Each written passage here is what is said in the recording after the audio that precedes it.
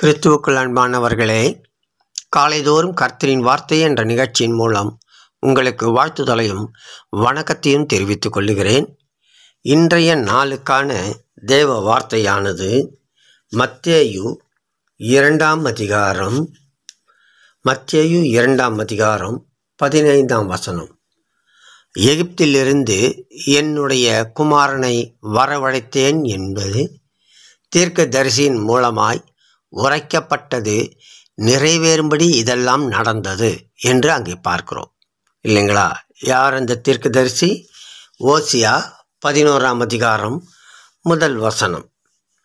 ஓசியா 11 இஸ்ரவேல் இளைஞனாய் இருந்தபோது நான் அவனை நேசித்தேன், எகிப்திலிருந்து என்னுடைய குமாரனை வரவழைத்தேன் என்று அங்கே தீர்க்கதரிசி குறிப்பிடுகிறார். இவ்விதமாக நாம் இந்த வார்த்தையை கூர்ந்து கவனிக்கும் போது புதிய ஏற்பாட்டில் சொல்லப்பட்ட வார்த்தைகள் அனைத்தும் பழைய ஏற்பாட்டின் முன்னோட்டமாக காணப்படுகிறது. பழைய ஏற்பாட்டு பகுதியிலே யாத்ராகம் புத்தகத்தில் இருக்கிற 1, 2, 3 அதிகாரங்களை நாம் வாசித்து பார்ப்போம் என்று சொன்னால் அதிலே மோசேயை பற்றி முன்னோட்டமாக கொடுக்கப்பட்டிருக்கிறது.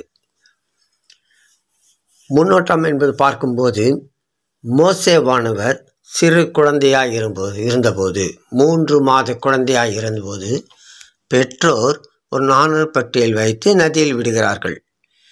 நதியில் குளிக்க வந்த பார்வோனின் குமாரத்தி அதை கண்டெடுத்து தனக்கு வளர்க்க வேண்டும் என்று சொல்லி அதை அரண்மனையிலே கொண்டு போகிறார்கள்.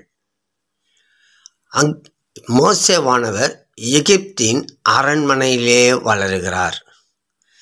எகிப்து என்று சொன்னாலே அடிமைத்தன வீடு என்பது பொருளாகும், இல்லையா? எகிப்து என்பது அடிமைத்தன வீடு. இங்கே பார்க்கிறோம், மோசேயை இயேசுவின் முன்னோட்டமாக காண்கிறோம். அடிமைத்தன வீட்டிலிருந்து அழைத்து வந்தேன் என்பது இங்கே சாத்தியமாகிறது. மோசே வளர்ந்த பிறகு மோசேயின் மூலமாக எகிப்திலே இருந்த இஸ்ரவேல் மக்களை தேவன் வழிநடத்தி அழைத்து வந்து கானான் தேசத்திலே சேர்க்கிறார் என்று பார்க்கிறோம். அப்போது இந்த வார்த்தையின்படியாக எகிப்திலிருந்து குமாரனை வரவழைத்தேன் என்பது ஏதோ அந்த ஊரிலிருந்து வந்தது மாத்திரமல்ல, அடிமைத்தனத்திலிருந்து மீட்டு கொண்டு வந்தேன் என்பதை அங்கே முன்னோட்டமாக மோசேயை காண்பித்து எடுத்து காட்டப்படுகிறது என்பதை நாம் உணர்ந்து கொள்ள வேண்டும்.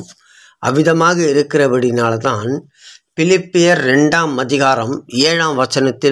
அவர் எப்படியாக இந்த பூமிக்கு வந்தார் என்று அங்கே குறிப்பிடப்படுகிறது, இல்லைங்களா? பிலிப்பியர் 2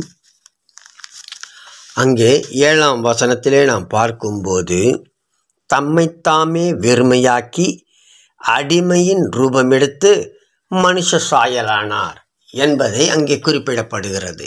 அப்போது எகிப்திலிருந்து என் குமாரனை வரவழைத்தேன் என்பது நிறைவேறும்படியாகவே அங்கே எகிப்திலிருந்து என்று சொல்லப்படுகின்ற வேளையிலே அடிமையின் ரூபமெடுத்து, எப்படி இஸ்ரேல் ஜனங்கள் அடிமைகளாக இருந்தாலோ அவர்களை மீட்டெடுத்தேன். மனுக்குமாரனாக வந்தபடினாலே அவர் பிதாவின் சித்தத்துக்கு அடிபணிந்து அதன் மூலமாக இங்கே நம்மோடு வாசம் செய்தார் என்பதை நாம் கண்டு கொள்ள வேண்டும். எனவே நாம் எப்பேற்பட்ட அடிமைத்தனங்களிலே காணப்பட்டாலும் கூட எல்லாவற்றிலிருந்து நம்மை மீட்கிறவர் ஆண்டவராகி இயேசு என்பதை உணர்ந்து செயல்பட்டு காணப்பட நாம் அழைக்கப்படுகிறோம் என்பதை உணர்ந்து கொள்ள வேண்டும்.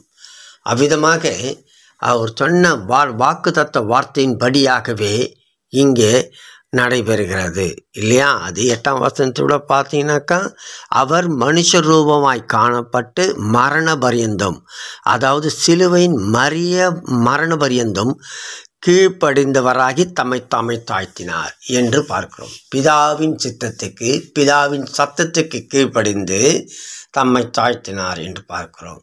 எனவே நாமும் கூட அடிமனத்திலிருந்து விடும்படியாக தேவன் வந்தபடியினாலே நாம் யாரையும் அடிமைப்படுத்தாதபடிக்கு சுதந்திரவாளிகளாக தேவனுக்கு உகந்தவர்களாக எல்லோரையும் கூட்டி சேர்ப்போம், மகிழ்ந்திருப்போம். தேவன் நம்மை ஆசீர்வதிப்பாராக. ஆமீன், ஆமீன்.